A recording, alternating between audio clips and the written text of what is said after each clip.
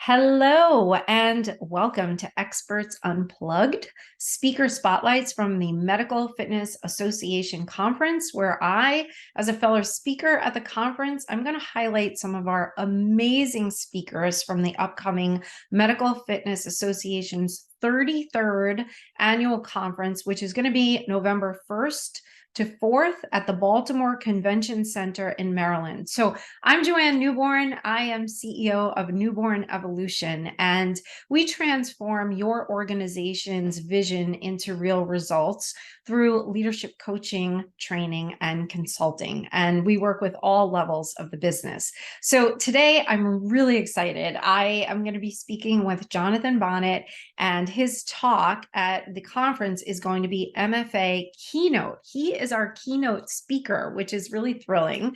And it's incorporating lifestyle medicine into medical fitness centers, understanding its role in obesity treatment.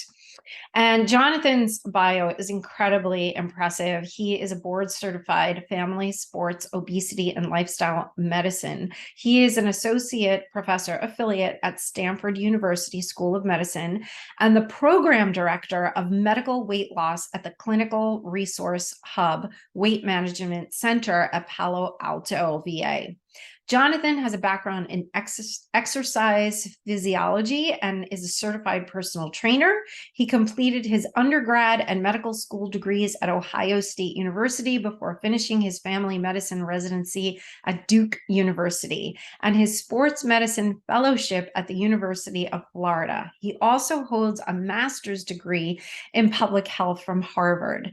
Jonathan, he serves on the board of the American Board of Lifestyle Medicine and co-chairs the American College of Lifestyle Medicine. He also serves as an advisor for the Emory University Lifestyle Medicine Interest Group, and he's co-authored 2 editions of the Lifestyle Medicine Handbook and the first edition of the Medical Fitness Bible. And he's published research in sleep medicine, nutrition, sports, exercise, and obesity, and behavior change. And he serves on the editorial board of the American Journal of Lifestyle Medicine. So I am really excited to have you. Thank you for spending some time with us today, Jonathan. Oh, it's my pleasure. It's a delight to be here, Joanne, and happy to have a conversation. Great. So first of all, what is lifestyle medicine? Really good question. It is sort of this new, new kid on the block in the medical world, although I'd say it has its roots in really Hippocrates and ancient medicine of, not too much food and certainly the right amount of exercise to improve and promote health. I think more recently, we've sort of created this, official field, if you will, to give it some structure and to sort of basically say, we can do better with the lifestyle tools that we have, and we don't need to immediately jump to pills or procedures to help improve the overall health of our communities and certainly our country. And so the whole purpose of lifestyle medicine is to really focus on lifestyle behavior change as the primary therapeutic modality to prevent, treat, and even at times reverse chronic disease. And so that really is the focus, and then using it and dosing it appropriately so you can get the effect that you want. But then using that and then using other medications or surgical tools sort of as adjuncts sort of down the road. Amazing. I love the concept. And what is obesity medicine? So it's really the treatment of obesity is now classified as a disease. So it's really all of the medical care that would go into treating that individual, everything from the lifestyle behavior changes, but then also the utilization of can be medications at times, can be surgery at times, but sort of a more comprehensive focus on the specific condition, all of the other entities that sort of contribute to it, and then just making sure that you're having really good management of the overall disease process and all the related comorbidities to it. It probably has sort of 3 pillars of people obviously understand the diet and exercise piece, and then also behavior change is another foundational one. And again, so the beauty of obesity medicine is it really is lifestyle medicine first, and then again, just using the more targeted therapies for people at certain stages depending on their progress. Interesting. Really fascinating. I've been doing some executive coaching with some big biotech companies. So I've been hearing a lot more about this in terms of the world of obesity and medications and so many different things. So I find it really fascinating. What are the primary areas of focus of lifestyle and obesity medicine? Yeah, really good question. So with lifestyle, I mean, there's different opinions about this, and some people say there's, 2 pillars or 4 pillars or 6 pillars or 10 pillars. I mean, conceptually, I think the focus is to be globally comprehensive in terms of your approach. I think the American College of Lifestyle Medicine, I think they have really good structure, programming and educational materials. They would say there's 6. And so I think there's a simple way and a more difficult way to remember it. I think the simple way, it's what you do with your feet, your fork, and your fingers. So that would be, being active, putting healthy foods in your mouth, and using substances appropriately, or not smoking. And then sleep, stress, and love would be the last 3. So having ways to cope, manage, deal with your stress, getting good quality restorative sleep, and then having meaningful, important connections with yourself, the people around you, and your higher power if you so desire. And I will attribute that to David Katz. That's his feet, fork, fingers mnemonic, but it's an easy way to sort of think through the 6 pillars. And everybody really has different strengths and weaknesses depending on who you are, and where you excel, and what areas you may want to highlight. So I think that's a good framework to think about lifestyle medicine. And then I actually built a lifestyle medicine tool that sort of, again, encompasses all of those same things. I chose to use 5. Again, no magic to the numbers here, but the tool that I built has nutrition, has movement, has connectedness, it has substance use, and then it has recovery. So sort of a combination of sleep and stress. But again, you're still basically covering the same sort of content areas. And then obesity medicine would be, again, their focus again when they have a diet and exercise sort of focus explicitly. And then the behavior change focus is sort of their 3 primary areas. If you think about weight, I mean, you're going to have inputs and you're going to have outputs. So diet basically would encompass most of the inputs coming in. And then obviously exercise is one of the outputs, sort of going out. And then behavior change really covers the gamut of everything that, is involved with changing, either the inputs or the outputs. Yeah, I love that it's so multifaceted, because even in what I do, there's so much from the perspective of the mind, and then so much from the perspective of like the critical thinking and the strategy, but it all comes together in order for it to really be successful. You can't just focus on just one. So I love that you mentioned all these different areas. What are some of the common treatment approaches?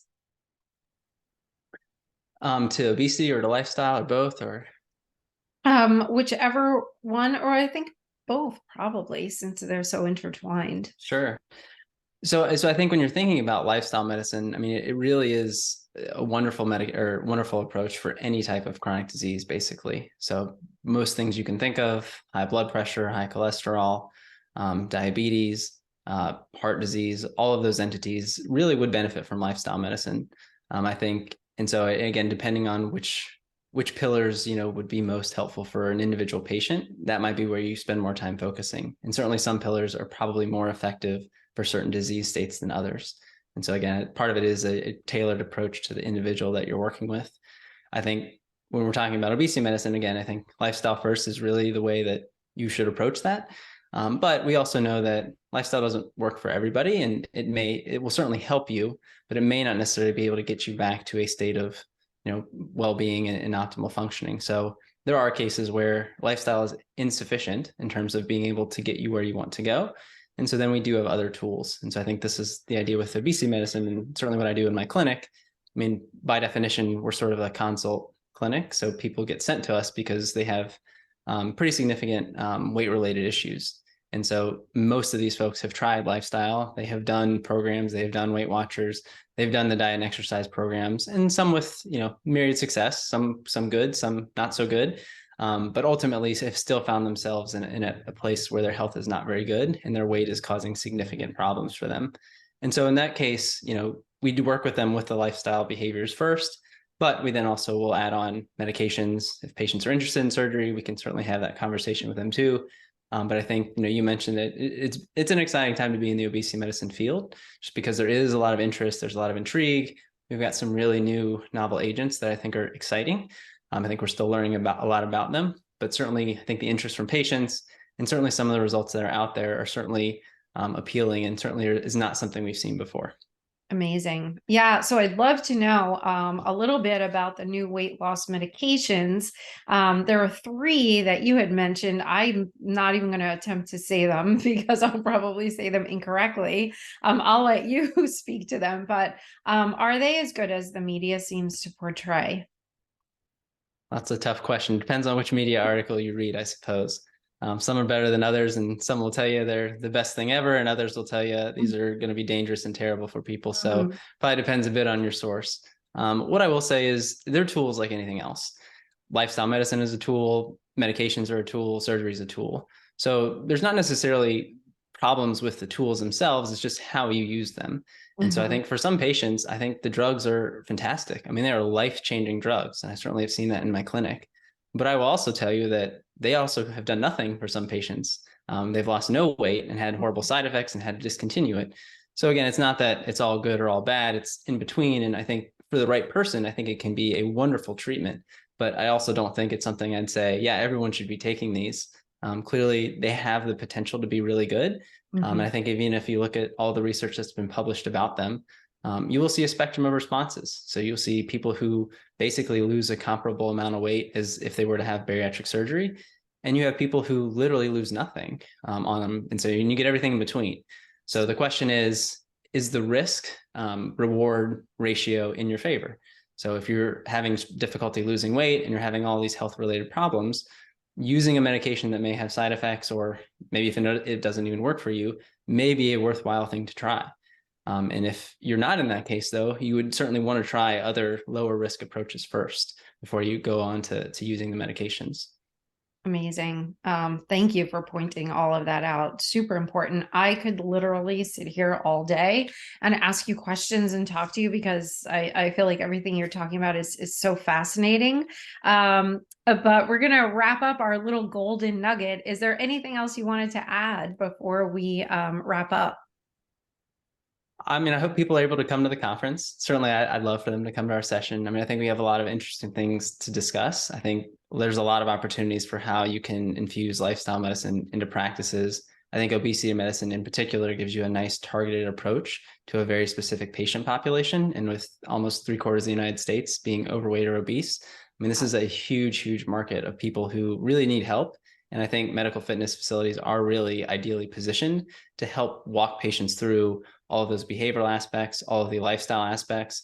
And it can be done in conjunction with medications, which I know there's a huge demand for. I think it also can be done without them. But again, I think giving you the tools and resources, and certainly just the idea that, hey, this might be a really good thing for my business and my community, I think would be a really powerful message that hopefully we can relay some helpful information for folks to figure out. Great. Fantastic. So Jonathan, again, is going to be the keynote speaker at the conference, and he's speaking on Thursday, November 2nd at 11 a.m.